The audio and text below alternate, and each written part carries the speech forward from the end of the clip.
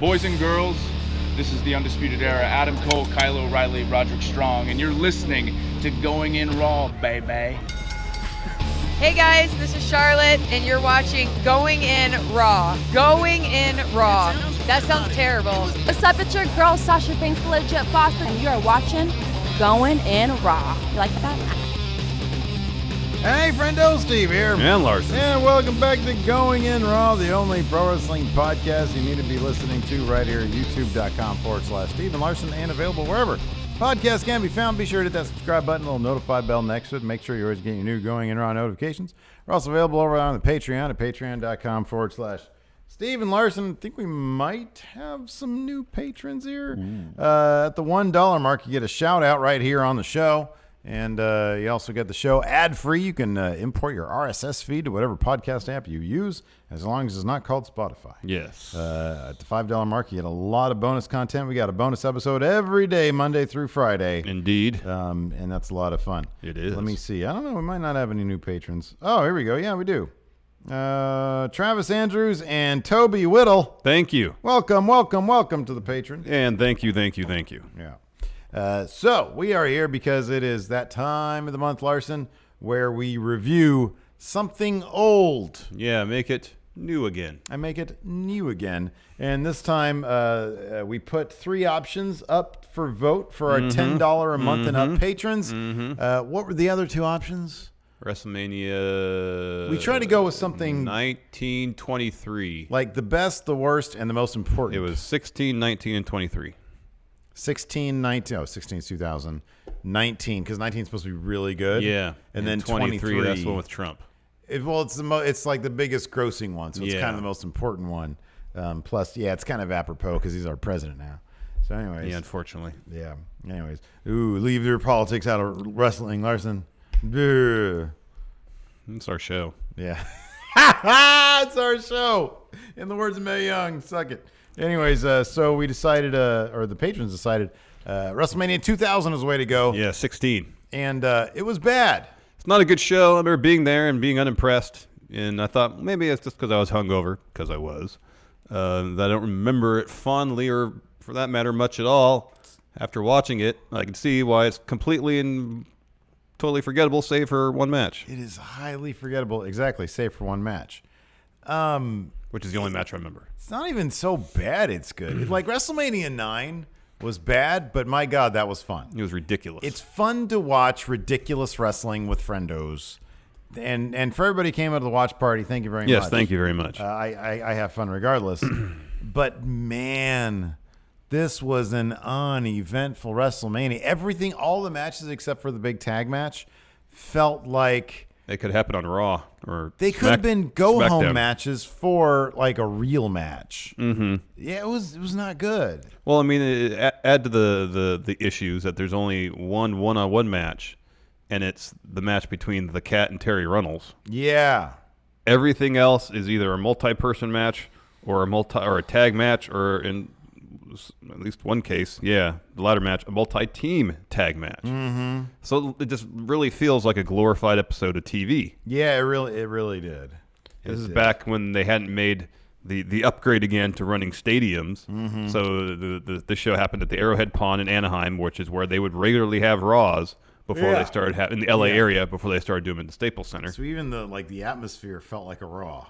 Yeah, and like the stage was different than the Raw or a SmackDown, but it wasn't huge. Mm-hmm, yeah. I think they were thinking capacity more than anything, trying to get as many people in the building. So it was a pretty modest stage. Just a lot of it didn't feel important. They tried to make the main event feel important by inserting a bunch of McMahons into it, rather than just having a really well built up one-on-one match between The Rock and Triple H, 2 guys who have a lot of history up to this point that could have been capitalized on to tell an interesting story, and yet they chose to focus more so on the McMahon drama than like the stories between the wrestlers. Yeah, I'm glad you brought that up because that was sort of my point as well. Stone Cold and Undertaker were both injured during this time, and so that's why neither of them were on this show. Mm-hmm. Stone Cold obviously would have been in the main event. Mm-hmm. I mean, I don't know if it would have been another sequel with The Rock, or maybe they would have elevated Triple H as well, and it would have been Stone Cold versus Triple H in terms of one-on-one. it feels like what it felt like was we don't have our biggest guy, so let's put 4 of our 4 biggest guys that are available in this match. Well, let's bring our 3 top guys and bring another one out of retirement. Yeah, right, exactly. But it didn't feel. Instead, you could have had 2 guys who were top guys, Triple H and Rock, reignite their rivalry, which we had seen with the Intercontinental title. We had seen it with Nation versus DX. And let's have them feud over the biggest title. That would have made all the sense in the world. Instead, they bring the Big Show in, which I know he was a big acquisition a year earlier. Yeah, roughly. Yeah, a little bit more, yeah. But, like, I mean, really? I mean, I guess he had been champion by this time. I think so, yeah. I think there was one shot of him with the championship. But I don't know if that was him during. Here, I'll check. But, I mean, I imagine it was not a lengthy run. So, I don't know. I never really saw Big Show as, like, a main eventer past, like, 1995 when he debuted. Yeah. But I don't know. I feel like it would have made it feel bigger if you had a really iconic one-on-one match to anchor that main event. And instead they toss Big Show in, who gets eliminated pretty quickly in that match. Yeah. And then Mankind, Mick Foley, Cactus Jack, whatever he was going by at this point, he's tossed in there too, and he had already retired. And so, I don't know, it watered it down. Even though the majority of the match was Triple H versus Rock, if you want a big fight feel, it's got to be one-on-one. He won the title at the pay-per-view before Armageddon. Which one was that? And then, the Survivor Series. And then the insertion of the McMahons, it was just obvious that Vince thought that was the draw. Yeah. And that's a huge folly. And it's funny because he never really got over that. He literally never got it, because that's what we're doing right now. I know. Even though it's sort of utilized a bit better right now. Back then, if you look at, for example, the Invasion poster, obviously it's Vince and Shane. Yeah, it's Vince and Shane. Yeah, and it's like, no, it needs to be WCW versus WWE. Yes, that's like the big. That's the thing. We don't really care about the McMahon family drama. We don't care about that stuff. If you guys want to act as facilitators, tell the stories in the ring that we actually want to see, then fine. But don't make yourself the story. So you had mentioned you were at this show. Yeah. You also mentioned you were hungover. Yeah, very much so. Yeah, I have no idea. I mean, you mentioned that I was living, I guess time-wise, that makes sense. I was living in the apartment with Jeff at the time. During the show, but so here's a timeline I remember. So we all went to an episode of Raw or SmackDown, I think it was Raw, at the Pond several months prior. And then while there, either they were on the seat, under the seat, given to us as we left, these forms which you could fill out and get pre-order tickets for WrestleMania. I did so. I think I got 4 of them. They cost $50, and that's how I went. Yeah. I don't recall why I wouldn't have gone. You just didn't want to spend $50. Know. That's honestly is probably it. Probably like, no, I'm trying to save my money right now. I could have seen that. Yeah, we were all in college at the time. Mm-hmm. Yeah. Yeah, we were about to graduate. Yeah, it's pretty close to that. Yeah. Anyways. So, I don't know what I was doing. I was probably just watching at home. But I don't know how I would have done that. Anyways. Maybe you went to Hooters in Santa Monica and watched it with the Miz. I don't know if I was doing the Hooters thing yet. Or Yankee Doodles. I didn't do that until I moved out from the apartment that Jeff and I were living at. Yeah, it might have been Yankee Doodles. They had it. I might have gotten Yankee Doodles. I don't know if I was with Amber at the time, but I know she had like a black box or one of those cable boxes. Maybe I was watching her mom's house or something. I don't know what I was doing. You don't know. I tell you what, I was not paying full price for a pay-per-view. Yes. I guarantee you that. Yes. But I did watch it. Yes. The card kicked off with kind of a WrestleMania retrospective. Well, one of the cool things was the logo they used this year had fireworks and lightning bolts. Yeah, and I also had like a vaguely Matrix vibe to it. Everything was Matrix. They got the futuristic looking fonts. They got the kind of binary code numbers in the background. Ones and zeros. Added to that, pyrotechnics and lightning. That's a recipe to make Larson very happy. And everything had like a vaguely green tinge to it. Even like they had changed the logo has green in it. And then on the microphone flags, Yeah. the logo had a green stroke around it. Yeah. So yeah, we got a little retrospective. Then we had the first match, which was the Godfather and D'Lo Brown, who came down to the ring accompanied not just by the victims of his sex trafficking, but Ice-T, singing or rapping, hip hop legend, and more importantly, star of SVU, and also star of one of my favorite Chappelle Show sketches. Oh, was the Players Ball? Player Haters Ball, man. Player Haters Ball. That one's great. That's good stuff. So yeah, he rapped their theme down to the ring. That was cool. I think he just said "pimpin' ain't pimpin' ain't easy" repeatedly. That sounds right. That sounds right too. I don't remember any of their lyrics. Me neither. I don't know if that's all he said, but he said that a lot. Godfather looked pretty cool though. He had like a different outfit. Yeah. He had like a sequin shirt. Because most of the time he wore something that looked vaguely like a leprechaun, but with like some orange to it. Yeah. Well, usually he had the vest. Did he have a and bowler? the hat. He had like a Well, it wasn't a bowler, but it had a hat with a feather in it. Yeah. And some bright colored pants. Yeah. And that now he had dreadlocks, like a white sequin shirt. Braids, yeah. Yeah, or a braid. Yeah. I think they were dreads. Aren't dreads like just when they're really, really thick and like grown out? I think his were braids. Oh. Yeah. I don't know the technical jargon. I just think and then white pants. Look very comfortable. they look very comfortable. He looked very fancy. There was one of those escorts, one of those who a fell local over. LA model. Who fell over. It looked like ringside, and then when she got in the ring, looked like she had a hard time walking because she has these gigantic platform heels on. It was all very uncomfortable. Yes, they were taking on the SWAT team of Boss Man and Bull Buchanan. Bull B the squared. Proto Shield. Yeah. NWO Shield. Well, pre-Shield. Pre-Shield, yes. Shield is really NWO Boss Man Bull Buchanan, if you think about it. So yeah, they had a tag match. Bull Buchanan's pretty impressive with his athleticism. Yeah, he was fairly athletic. I don't remember because he was, 6'6", something like that? He was a tall dude. And he did that kind of springboard clothesline on D'Lo out of the corner. That took me by surprise. He was the original Donovan Dijakovic. I guess so. But then at one point, Bull, after we've already seen him very adept at using the top rope for maneuvers, he's on there about to do something and just falls. Yeah, he just and it falls wasn't off. a botch. That was scripted. He fell and hit his crotch on the top turnbuckle. And it wasn't like Godfather messing with the ropes. he or just anything. fell. He falls. Then D'Lo hits a Frankensteiner on him. And there's this one point where Bull just kind of lightly pushes D'Lo off the top rope. Bull's trying to be very safe as a And worker. D'Lo just landed on his feet. Yeah. But the finish saw Boss Man hit D'Lo with his finish. And then Bull follows with an impressive top rope leg drop. That was a good looking top picking rope up the win. leg drop. I wonder what Bull Buchanan's doing these days. Didn't you check during the show I checked that he retired in like 2014? Yeah, but He had a pretty decent 20-year career. I guess so. Now, Bull Buchanan now. You want to see a picture of him now? Whoa, is he a sheriff? What? Really? Whatever happened to Bull Buchanan? Oh, is he a sheriff? I'm gonna That'd be fast interesting. forward. Bull Buchanan. Of life imitating art.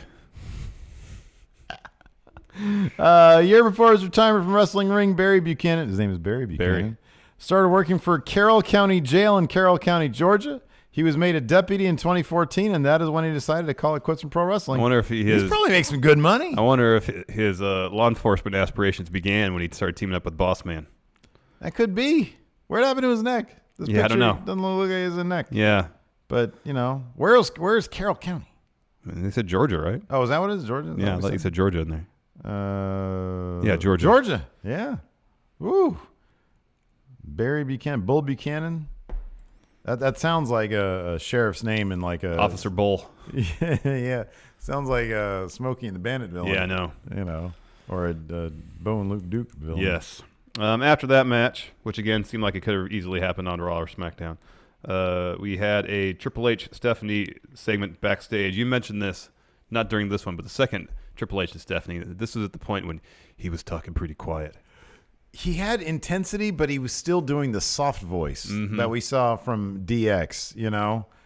He used to say more but better. Look, you and I, we're champions now. Look at us right here. This is the McMahon-Helmsley era. This is the McMahon-Helmsley era that people are going to be tired of really quick. But I'm booking myself really strong these days. At some point, he went gruff. More authority to his voice. Yeah, I feel like that was pre-evolution. So sometime between here and like 3 years from then. I wonder if it was when he tore his quad and came back. He just did a full reinvention of Triple H. I remember he was gruff when he said he'd come back. Mm-hmm. I'm going to be in the Royal Rumble. I mean, that's what it That was. could be. That's That what it could was. be. That would make sense. After that, we had Tim White, who was hosting some sort of hardcore battle royal meeting, setting they up had the rules. a camera in a creative meeting. That was interesting. Yeah, so he's up there. He's laying forth the rules, 15-minute time limit, but pin away. Mm-hmm. You know, the title could change hands any number of times during that 15 minutes, but whoever holds the belt when the clock ends is champion. Yeah. He made it sound so simple when explaining the rules. In practice, however, a bit more complicated. We'll find out next. Because that was the next match, the Hardcore Battle Royal, where participants are Taz, who really got the short straw of WWE. They didn't do much with him. Then he got hurt. He was great. He was really good at commentary, at least. He was really good in His commentary. theme music was great. Yeah. His packaging, which largely was a holdover from ECW, great. Yeah. The singlet, the towel. Oh, it was awesome. He looked badass. Oh, man, His Tron was great with the multiple Tazes walking back and Yeah, forth. always Add that had to that the incredible great theme, which of attitude. course is now pretty much just the Shield theme, Mm-hmm. the Roman Reigns theme. Slow down. Next, Viscera, formerly Mabel, of course, Mm-hmm. member of the Ministry of Darkness. Mean Street Posse, one wrestler, two of Shane's friends. Hardcore Holly, the former Sparky Plug. Yeah. Shoot wrestler. Yeah, Taka Michinoku and Funaki, Kai and Tai, the Headbangers, the Acolytes before they were the APA, and before JBL was the god of wrestling. And apparently, when did he do that thing to Edge? Was it during the APA days? I think it would be prior to this. Yeah, I would think so. I would think it'd be when Edge, because Edge had, look, when they brought Edge in, that they had pushed him kind of to the moon-ish, you know? There was a lot of vignettes He before immediately his was like debut, Intercontinental contender. Yeah. So I assume it was sometime before this. Yeah, probably. And then walking into the match, hardcore champion Crash Holly. Mm-hmm. He is pretty quickly pinned by Taz, like 30 seconds into the match, via Tazplex. Taz is now hardcore champion. Yeah, I mean, this was basically like there was a lot of cookie sheets and like a lot of Garbage can lids. and a lot of 3 counts. Like a lot of people won that hardcore title during Yeah, this. I wrote them all down. Shortly thereafter, Mabel runs Taz into the ring post, hits him with a power slam, pins him. He is new hardcore champion. Yeah. Then we see that Crash Holly pretty quickly busted open. Pete Gas, friend of Shane, bleeding a ton. Oh yeah, big time. Back in the ring, Kai and Tai, along with was it one of the Headbangers? Yeah, it was. It was Yeah. Mosh. They all pin Viscera. Funaki is declared the new champion. Yeah, they Immediately- run away. No, Taka chases after Funaki because he's trying to pin him to be hardcore champion. Oh, I himself. thought I misread that. I thought Funaki ran and Taka was trying to make the getaway with him because they're as one. No, as soon as they counted the pinfall, Taka went after Funaki. Oh, wow. Okay. So Taka gives chase after Funaki, They all jog after them. and everybody else more or less jogs after him backstage. Rodney gets to pin Funaki, and then right afterwards, friend of Shane, Rodney. Thank you. Right afterwards, real wrestler Joey Abs hits a gut wrench suplex on Rodney. He's a new hardcore champion, and then Thrasher pins Joey Abs. That was my one wish, was that none of the Headbangers would get a pin because Yeah. I didn't want them to have a But, championship. there's something to be happy about because Pete Gas then pinned Thrasher after hitting him with a fire extinguisher. So all 3 members of the Mean Street Posse won the hardcore title during the course of this yeah. match. So that's something Yeah. to celebrate, Steve. And then Pete Gas eats a Tazplex from Taz. Taz is once again hardcore champion, 2-time hardcore champion in a matter of 1 match. Do you have a preference on the flavor of Red Bull? I said original. Sugar-free. Oh. Okay, continue, please. So everybody else is brawling ringside, and then you got Hardcore Holly and Crash Holly in the ring with Taz, and they're all brawling, jockeying for position, trying to end the match as champion. Crash pins Taz after a shot from a cookie sheet, and then Taz gets right back up, puts Crash in the Taz mission. Bob Holly, Sparky Plug, runs in. With moments left to go, with like 10 seconds it's left. like 10 seconds left with a plastic jar filled with candy. Yeah. Smashes it against Crash and Taz's head. Mm-hmm. He goes for the cover on Crash Holly. Referee Tim White goes down to count the pin. 1, 2. He doesn't count 3 because the original booking for this match was he's going to hit 3 count after time expires. Crash retains. Yeah. However, the timing of things was off. Apparently, there was someone in there's a What Culture top 10 thing about things you didn't know about WrestleMania 2000. Apparently, there was someone in Tim White's ear, in his earpiece, counting down. Mm-hmm. So the timing would be right. Yeah. It seemed like Bob Holly ran in a second and a half too early with the jar of candy, and he should have noticed what the time was on the clock, killed a little bit of time before making the cover. Because once he makes a cover, what is Tim White supposed to do? He has to count the pinfall. Yeah. And so there's about 2 seconds left when his hand's coming down for the 3 count. So he stops and does this as if to say, Crash Holly kicked out. Yeah. But right as he does that, time expires, bell rings, and Finkel says, winner and new hardcore champion, Hardcore Holly. At this point, Crash is already halfway up the ramp with his title. Crash grabs the title, runs away because he knows that, according to the book sheet, he is supposed to win. That was the finish of the match. And he did his part by kicking out. No, he didn't kick out. I thought he got an arm up. As time expired, he got an arm up. So he did his part by winning the match. But Howard Finkel saw that they were indicating like Hardcore Holly's arm was kind of raised, and Tim White just had this really like, I lost my car, I don't know where in the parking lot it is, look on his face. And Bob Holly looked legit mad because that was kind of his natural disposition. Right. Even if things went perfect, he'd probably still look mad. Yeah. He'd still be cursing in the ring. Yeah. And then there you go. And then Finkel called it for Bob Holly. And so Tim White had to run up the ramp, grab the belt from Crash Holly, and give it to Hardcore Holly. And then apparently Tim White got yelled at backstage. But guess what? Nobody cared about this match. It didn't matter. Seriously, it didn't matter. Who cares? Give it to Bob Holly, give it to Crash Holly, give it to Taz. Doesn't matter. Yeah, and to make matters worse, something like that happens, you just brush it under the rug, move on with your show. Mm-hmm. They showed a replay of it. Yeah. So, there's controversy with this finish. No, it was a botch. Yeah. Ignore it. It was a goof. It'll go away. Exactly. Literally nobody cares about it. Yeah, that nobody cares. Next, we had a pretty cool video package for Access, which might have been the first time it happened. That's possible. I think at this point, no. Pritchard, I think, said that the restaurant was open all the way until like 19, like WrestleMania 19. Yeah. Why didn't they have this why wasn't there like more in the restaurant? The restaurant wasn't in LA, it was in New York. It was in Times Square, New York. Doesn't matter. They should have done some satellite stuff. I want to see that damn restaurant. You have a restaurant in Times Square. You can't show me some footage of the restaurant? Well, watch. WrestleMania is a worldwide event. Oh, my goodness. Doesn't have to be local. After that, we have... it was an impressive crowd for Access, though. It was a good crowd. We had Al Snow in the bathroom talking to somebody in a stall. In walks his tag team partner, Steve Blackman. They have a bit of a back and forth. And then Steve Blackman leaves. Al Snow opens the door to the stall. Acts as if someone just made a big doo-doo. Yeah. It's pretty funny.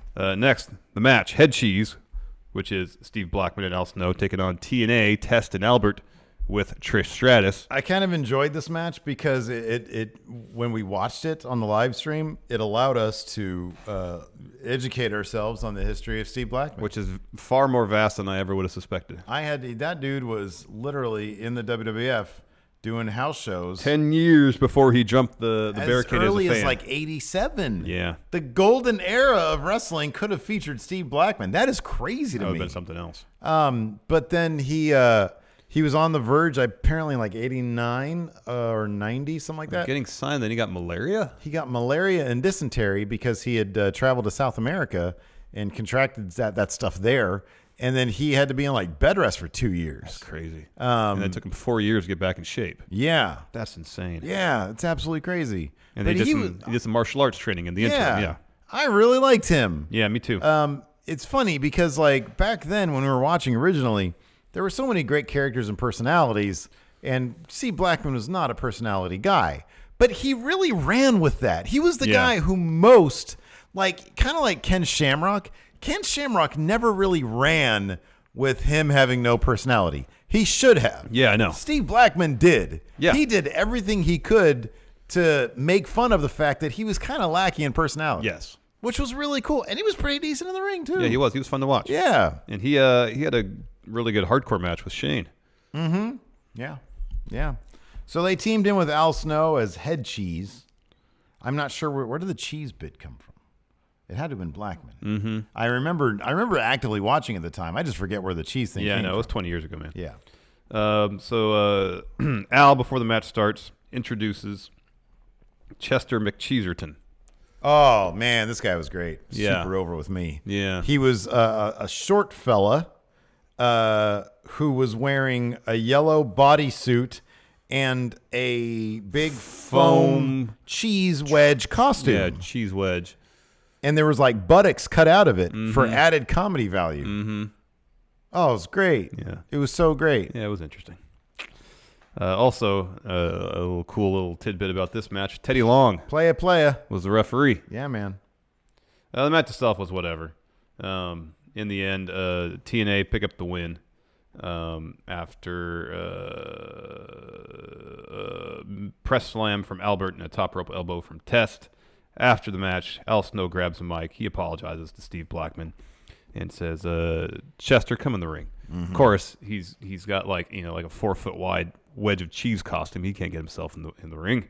So Al Snow goes down the ringside, picks him up, and kind of puts him on the apron and pushes him into the ring. This guy was really short. And then helps him up. Chester was really short. Yeah.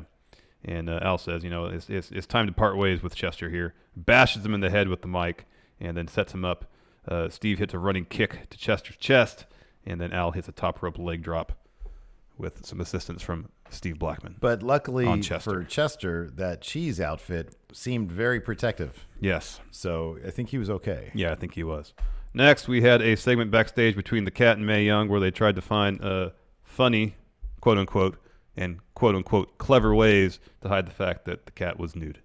This wasn't really even funny when Austin Powers did it. No. I mean, look, I'm not going to say, oh, this is so exploitative. I get it. It was supposed to be comical, not like, sexy or whatever. Although there was a nipple slip. They didn't quite pull off the you can't see everything, but on the network they blur it. Yep. Boo. But yeah, they did the Austin Powers thing where they just cover up the little bits. And the body pieces, parts with stuff. the junk. So you don't see it, and yes. the nipples, the buttholes. So I don't know. It was kind of amusing. After that, we had a Dudley Boyz interview where they just did their thing. Bubba Ray he had that sort of. I forgot that they had sort of a Southern accent thing. Yeah. I mean, I get that sort of the idea is that, but did you put in here the cigarette lady? No, I forgot to put the part in there about the cigarette lady. So I don't know where that was in here. It was after this. But we There's can- a contest winner. Yes. Yeah, so we can talk about it right now and get out of the way. This was great. There was a contest where the WWE, the day of WrestleMania, do you believe that was a shoot? No, they kayfabe that. Okay. Well, within the realm of kayfabe, they show up at this family's house who had won this sweepstakes of some sort, this WWE contest, where they would show up at their house, whisk them away, and go straight to WrestleMania day of. Yes. And so we're to believe that they showed up in Pennsylvania. I forget where it was. I think it was either Allentown. Or there was the arrow going to another town the other way. I don't know which one it was.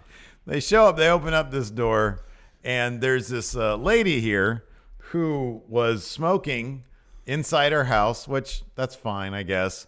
But like her kids are there, and then like the camera pans down. That part's not okay. To see her hugging the kid, and like if this is the kid's head right here, it's like, oh look, mommy, yeah, like the cigarette's right here. Oh look, and like the cigarette is right there next to that little kid's head. Yeah, Dad's there drinking a Heine. Oh, It looked like, man. or a Rolling Rock, one of the two. And she was sporting a homemade rock shirt. Yeah, it just said Rock. It just said rock on it, and there was like some bedazzling there going on. And so the story is they whisked them away in limousine. We don't know who's looking after the kids. We have no idea. Dog was. They just left the house with kids inside. It was dog. Said there's some pork and beans in the cupboard up there. You know where the can opener's at.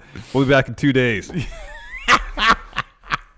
We'll call in sick for school for you. If you want some smokes, they're next to mommy's. You know where they're at. Yeah, you know where they're at, kid. So they're whisked off in a private jet. Fast forward, they're sitting ringside at Mania. Yeah, in the same clothes. Yeah. As one of our fellow friendos in the stream said, they probably stole the towels out of that plane that they're in. That was funny. Oh my God, lady, you can't be smoking like that. You can't be smoking in front of your kids. It's 2000. It's not that long ago. It's like 19 years ago. People knew how bad secondhand smoke was. Those Surgeon General warnings were on cigarettes long before 2000. Long before. Yeah. Next, triangle tag ladder match: Edge and Christian versus the Hardys versus Dudleys. Legendary bout. Iconic match. Up there with HBK versus Razor Ramon in terms of important ladder matches. Big time. Impactful, groundbreaking ladder matches. We don't have to go beat for beat from this match because people have seen this many times over, I'm sure. But this is the one match I remember being there in attendance, and I know why, because it's the only match worth remembering. Yeah, okay. After watching it again, this is like the third time I think I've seen it in total. We were doing last year we did a thing on best WrestleMania matches. I think we included this one. Sure. You can argue all you want if their match the following SummerSlam and then the match the following Mania was better. It was maybe more, the pace was a bit higher maybe because there was a lot of setup in this one. Yeah. But the influence of this match cannot be underestimated. Oh no! At the time, you didn't see stuff like this in WWF. Didn't see it. It was a star-making performance, and it's also worthwhile to note that this was the WrestleMania debut of everybody in this match. Jericho, Guerrero, Kurt Angle, yes, Guerrero, Benoit, Malenko. There's a lot of debuts. Perry Saturn. Yeah, a lot of debuts on this WrestleMania. Yes. And you also noted this What Culture article also noted, and you brought this up during the stream, that Triple H, if you go back to WrestleMania 12, 4 years earlier, Triple H is the only person from that card, which is also held in the same building. On this, and granted, you Stone Cold and Undertaker were both hurt at this time. Yeah, because they were both at 12 also. So the degree of turnover was pretty high. Was there anything, like you said, we don't have to go note for note. Watching this again, watching it in its entirety, I know we've probably seen it a couple times. This time watching it, was there anything that stood out to you? No, because the two things I remember most watching it live was the Swanton bomb spot off the giant ladder, and then the table set up on top of the ladders being extremely precarious, and Christian not wanting to stand up because he was convinced that that shit was going to fall over. It really looked like it was. Edge had supremely huge balls for standing up. Not just standing up, but also, you can sort of use your hands as a stabilizing device. He held that title high. Yep. And Christian literally was just on his hands and knees. Well, at one point he reaches out and grabs Edge's arm. Edge's arm. He's like, no. It was like he was about to be car sick. The thing that I noticed about it that sort of made me chuckle, that we noted a couple times during the stream, was when Matt Hardy falls from the top platform table to the table below. That thing was so gimmicked. It disintegrated. Basically, it looked like you could blow on that thing and it would disintegrate into like 5 very noticeably not messy parts. It was like a video game table, or like a toy table, scripted to break exactly the same way in the certain animation and break some really clean parts. Yeah. But that table basically blew up under him. But it was just spot. It was great. It was fantastic. Tons of fun. So much fun. Next, we had a Mick Foley and Linda McMahon interview. Foley, I think, had retired after a Hell in a Cell match with Triple H earlier in the year. Yeah, sounds right. He was brought back to be part of the main event, I think just because Vince wanted to give him a Mania main event before he actually retired. Maybe at the cost of potentially Chris Jericho being in the main event. He was on some of the early advertising material. And then he mentioned that he was supposed to be in it at one point, but then I guess Vince... It was weird because he had such an incredible debut, and it seemed like Vince wasn't really convinced that he had star power.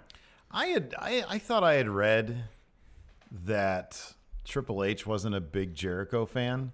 It wouldn't surprise me if that seeped up into Vince's ear. It's possible. Something like that. I don't know. It's possible. Anyways, this Foley and Linda interview, it didn't make any sense for the McMahons to be involved in this, really. No, it didn't. And also, I think part of that What Culture article indicated that Foley was having some issues with The Rock at this point. Mm-hmm. Like when he came back, I don't know. He never specified. I don't think he ever. Actually He didn't mention said, The Rock by name. It was speculation, I think, on what culture's part that he was inferring that it was The Rock. But even Foley seemed kind of, I don't know, like almost disinterested. Mm-hmm. His promo wasn't that great. It really wasn't. He was stumbling a little bit, and I don't know how happy he was to be back for it. Yeah, I don't know either. I don't know. I don't know. Next, Terry Runnels with Moolah. Yeah. Took on the Cat with Mae Young, and your guest referee for this match with Val Venus. Yeah, I do not remember this shirt, but he was wearing a shirt that clearly indicated that it had been used as the landing pad for some human seed. Mm-hmm. Written out in the words, I'm cocked. I am cocked.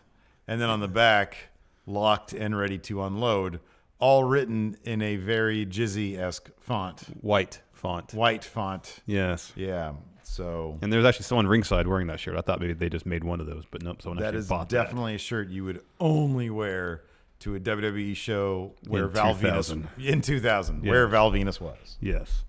So the stipulation for this match is that I think if you tossed your opponent out of the ring, you won.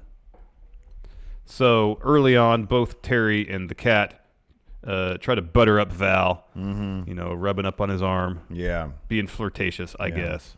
At one point, Terry and the Cat are brawling in the corner. Val goes to break it up, so he picks up Terry Runnels, and then Terry starts kissing on Val.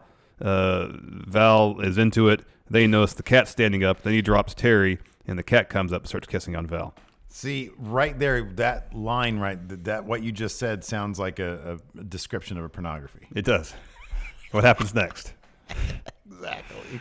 A little bit later after, Mae Young gets on the apron, just tries to distract Val by exposing herself. Yeah. And while that's happening, the Cat, who Mae Young walked down the ring with, tosses Terry Runnels from the ring.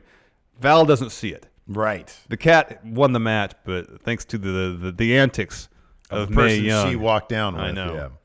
Yeah. Again, later on, Mae Young gets in the ring. Val tries to get her out. Mae starts kissing him. Also, again, at this point, the Cat tosses Terry from the ring again. Val doesn't see it. Mm-hmm. But then Moolah gets involved, pulls Cat out of the ring.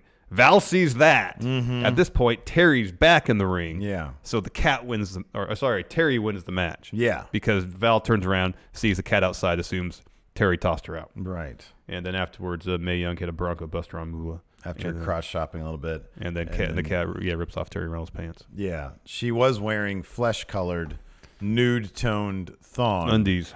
So no buttholes exposed. After that, a brief bit with the Radicals, Eddie Guerrero, Perry Saturn, Dean Malenko backstage. Mm-hmm. Eddie talking about China. Yeah. This is the early days when he was trying to woo China. Yeah, he was like, "Oh, did you see her face? Or it's so beaming. She has a twinkle in her eye. Feel my Latino heat." Yeah, and then Perry Saturn said something about, "Hey, you're not the only good-looking guy here," and I was like, "Are you talking about you?" And then Dean, strictly business. I'm light heavyweight champion. We can't afford to lose this match. Let's go in. Right. And then we cut to he was already proven his bona fides to be a WWE producer. Exactly. So then we cut to Too Cool and China in another locker room, and they're watching that segment on the TV. That's so They're meta. watching the live pay-per-view. Did they have to pay full price for that? And China's like, "Oh, he's that Eddie Guerrero. He's so gross."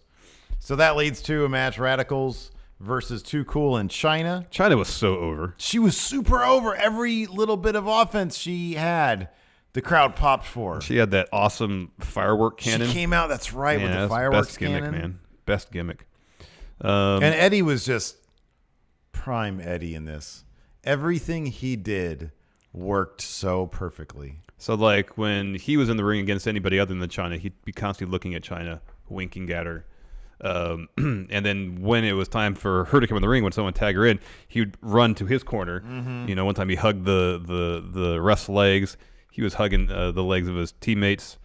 Turnbuckle, just trying not to face the wrath of China. Yeah. But then at one point, like, she kind of spurs his advances, so he like runs her into the turnbuckle. Yeah, at that point it gets violent. Yeah. But it's within the context of a match, so it's okay. I guess.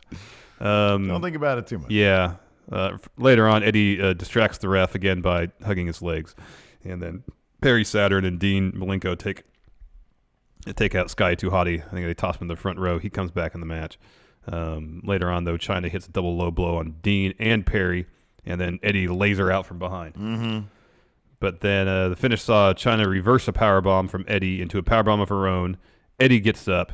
She grabs him by the front area. It's very Joey Ryan-esque sequence here. And then lifts him up for a military press slam. He lands. She picks him up. Sleeper hold. Kind of a zigzag type deal. Gets the win. And crowd goes crazy for it. Yeah. Eddie was amazing in this match. Chyna was such a star. Yep.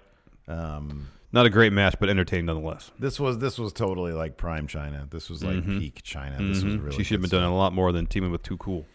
Yeah, I agree with that. She should have been champion. Yep. Next, Big Show and Shane backstage. Well, I don't know why either people were involved in the main event. Next, Kurt Angle, in a little funny bit, was talking to the head of security at the pond, and he's saying, after I win, retain both my titles, I'm going to go in the crowd and celebrate. There'd be a lot of people, kids, even adults, they're going to come celebrate with me. I need extra security to keep me safe. Can you do that? If you can do that for me, I'll sign some autographs for you. Yeah. And the security guy kind of no-sells him. Yeah. Which brings us to Jericho versus Benoit versus Kurt Angle. Both of Angle's belts, the Intercontinental title and the European title, are on the line. First fall, Intercontinental title. Second fall, European title. I like that idea. Yeah, I know. I thought it was pretty cool. And I thought it drove home the Kurt Angle thing, how he didn't get pinned. He didn't lose his titles on either of these. Benoit picked up the first one. Jericho picked up the second one, and they got the pins on each other. Yeah. And I really like that. Yeah. I don't know. You mentioned that you heard that Jericho was not a fan of this Yeah, match. yeah. I think he said I thought it was a pretty damn good I thought match. it was fun. Yeah, it was a really fun match. It was a really fun match. It was fast-paced. The pace never let up. Yeah. Yeah, I thought it was a lot of fun. It was really crisply wrestled. Yeah, I thought it was really good. One thing I also noticed here is we were looking at a little bit at like what WCW was doing at the time, and obviously it was trash. But just the difference when you went to WWF from WCW, and this could be said for the Radicals in the earlier match, Jericho and Benoit here, you just came off like a star, like an absolute star. And they all did, as opposed to WCW, where there was always that thing where, well, we're never going to get past Hogan. Yeah. You know, we're never going to get past that crew. We're never going to win Bischoff over. So it was really awesome to see that. I always loved seeing the juxtaposition of the two.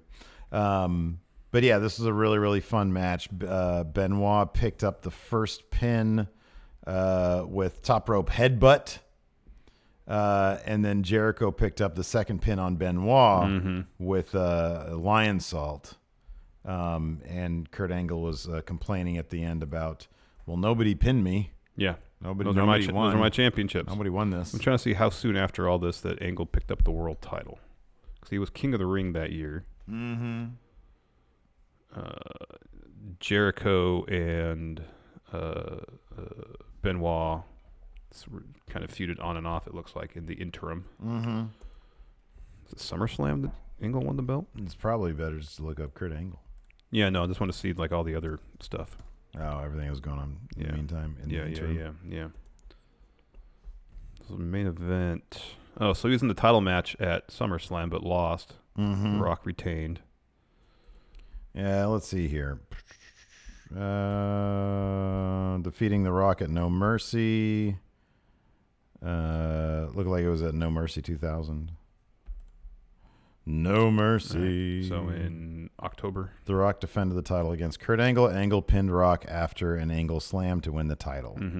Yes. Oh, and that's where Stone Cold returned. Yeah. To battle Rikishi, the man who ran him over. Yeah. Interesting. Yeah. Yeah, his star was on the rise. Straight to the top, baby. Oh, yes. Straight to the top. After that match, it's really solid. Check it out if you haven't seen it. Had a Vince interview. Yeah, just talking about McMahon family drama. I didn't even care about that's it. exactly what he's talking about. Exactly what it was. A lot of people say that we're a dysfunctional family. Yeah. I happen to think that's incorrect. But we're going to find out because everybody loves McMahon. McMahon. No, not everybody loves McMahon. No, man. Vince. Dial it back, Vince. Yes. After that, another Triple H and Oh, Stephanie you didn't know. Oh, yeah. segment where it was kind of the same as the first time, all in hushed tones.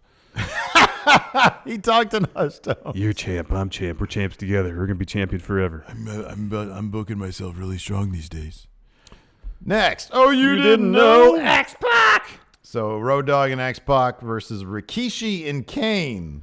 So you had your Road Dogg promo before the match, and this is all about Rikishi doling out stink faces. Road Dogg 8-1, Tori 8-1. Not Tori Wilson. No. DX Tori. Yes. And then Kane pinned X-Pac after a tombstone.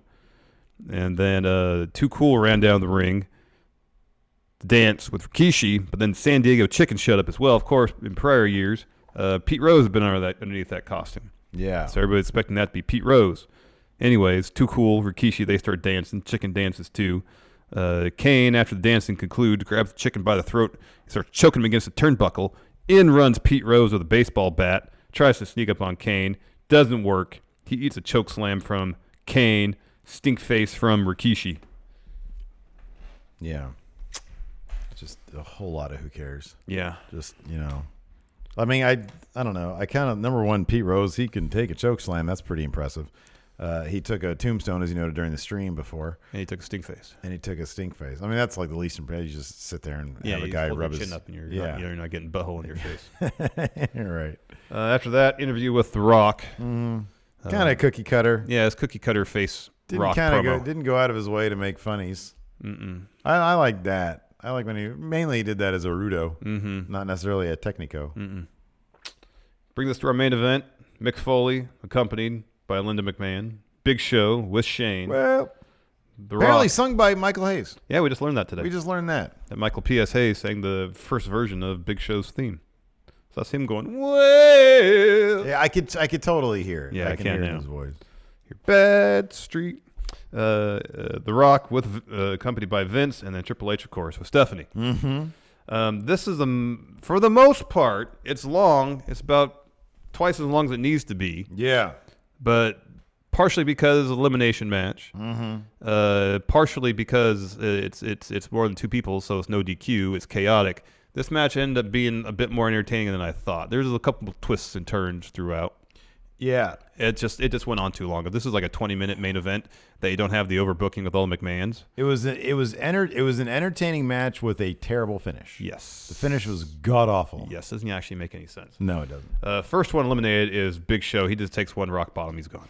Like 2 minutes into the match. Yeah. But then there's the interesting dynamic given the history between Foley and The Rock and Triple H. Yeah. At this point, Foley and The Rock have had their ups and downs. They've had their I Quit match at the Royal Rumble. They've had their Rock and Sock connection. So they've seen the best of times. They've seen the worst of times. And so there's this one point where Foley has the mandible claw on Triple H. Foley lets go and pushes him towards The Rock so The Rock can lay Triple H out with the title. Yeah. And then Rock starts setting up for the people's elbow. And right as he's running to go to Triple H, Foley puts the mandible claw on him. Yeah. Oh, snap. Yeah. Foley wants that title in what could be his last match. Yeah. And then later on, Foley and Triple H team up to try to take out The Rock. So there's some interesting interpersonal dynamics going on here. Even if this had started as a triple threat match, It would have been fine. that would have been a little bit better. You take the McMahons out of the situation, and you take Big Show out of All the the situation. superfluous stuff, yes. Yeah, and then you get like three guys who, like you just said, have a lot of history with each other, and even that would be a superior match than what we got. Just all the extra stuff. Yeah. Because the extra stuff played into the finish, which was the worst part of the match. Oh, absolutely, absolutely. So Foley's eventually eliminated by Triple H after a pedigree, a chair shot, and then a pedigree on a chair. So you get Triple H and The Rock, which is probably what the match should have been just to begin with. Yeah. And they start fighting. They start brawling all over the place. Who gets suplexed to the table? The Rock suplexes Triple H through a table. We should mention this spot where where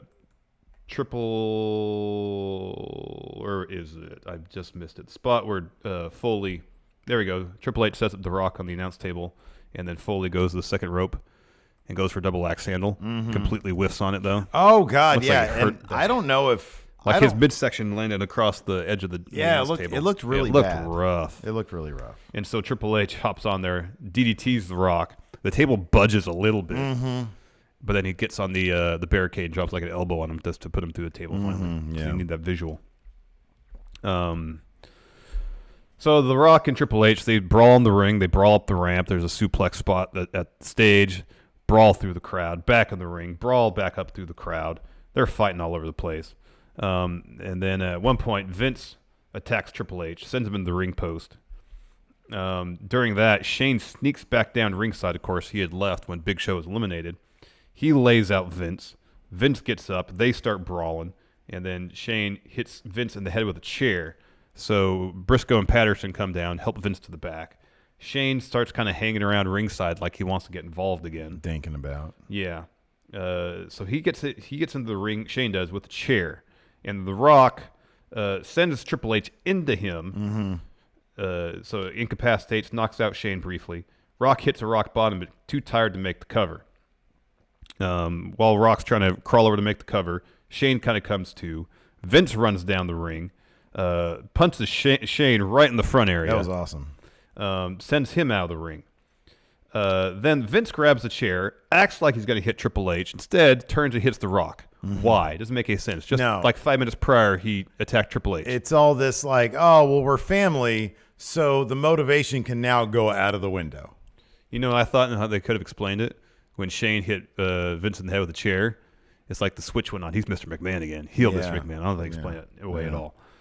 Anyways, Triple H goes for the cover, but The Rock kicks out. Vince then hits The Rock in the head again with the chair. But this time, that's good enough to get the pin. Yep. Should have hit him in the chair. He sells a chair shot. Pedigree from Triple H.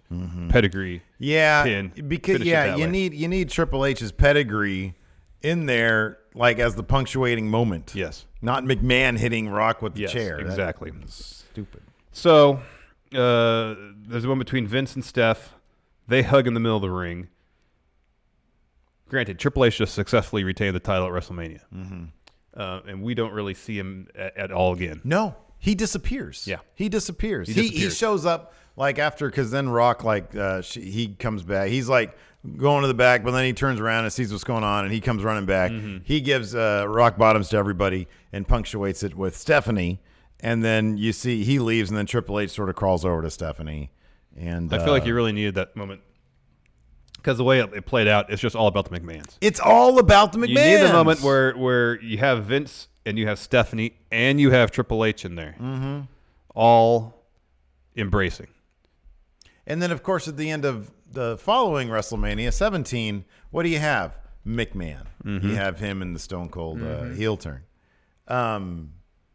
Like, I understand. And here's the thing. I can even understand that where McMahon's coming from, in that his rivalry with Stone Cold was big money. Yeah. And so you think, well, even if I and I know McMahon can never separate himself from his ego, but I understand I'm McMahon. I understand that my presence has proven out to draw viewers, and it might be cloudy in terms of how far do you want to take that. Yeah. But in this case, it was too far. Yeah, the focus, as we can see by the end of the contest, was squarely on McMahon.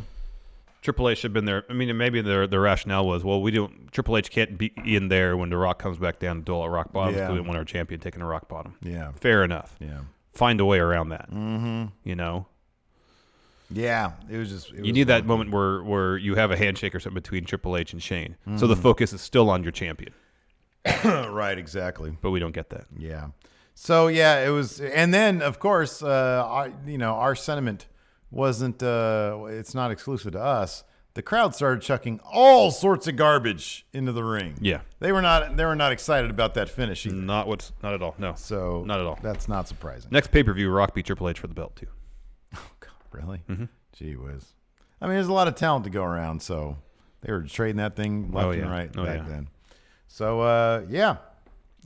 was what it was. Can't sit here and say good stuff. There was that one iconic match. There was some silly stuff. But by and large, WrestleMania 2000, kind of a turd. Yep. Kind of a turd of its pay-per-view. But we enjoyed watching it with the friendos. We did. Let's see here. We're in March. So, yeah, the next one we'll probably do, are we going to do another Mania one? We'll it's see. going to be after Mania, but it's still, we could do maybe the next one could We be. should do the best, the worst, and most important pay-per-view after WrestleMania of all time. What about this? Best, worst, most important Raw after Mania of all time. Oh, we could do that. Because it'll be after Mania. Yeah. That's not a bad idea. It'd be fun to watch a Raw also. Anyways.